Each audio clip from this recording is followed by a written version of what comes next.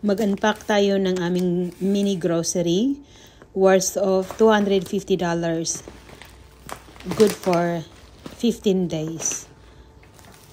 Hindi talaga mawawala ang rice, medium rice. Naka-sale po yan sa Woolies. So, instead of $30, I think $36, ano na lang, parang $18. Tapos, si Steve ay mahilig sa Coke. Ako, ayoko naman ng Coke talaga. Ayan, bumili siya ng 1 case. Tapos, bumili din po ng, ng toilet roll. Hindi mawawala sa amin yung tinapay. Ayan, paborito ko po yan na roll. Spinach, I think. Hot and spicy noodles.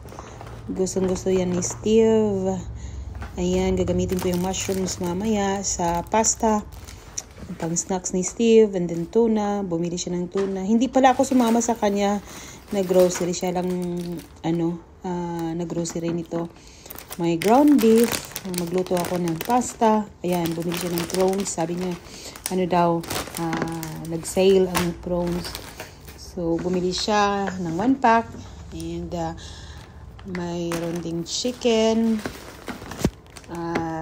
Mixed chicken. Gagawin ko po yan na, parang curry.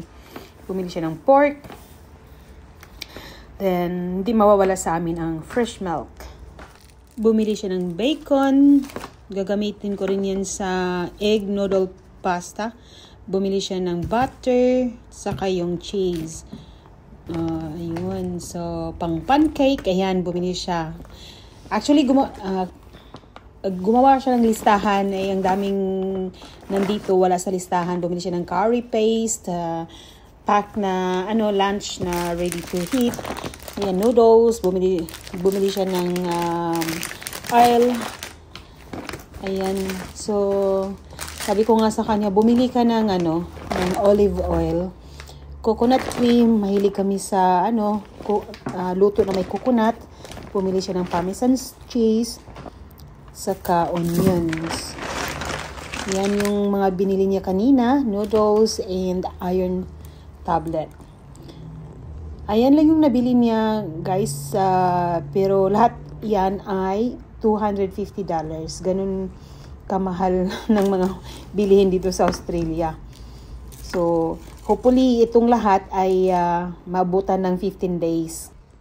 Thank you for watching. Please don't forget to subscribe, like, and comment below. Have a good day. Bye.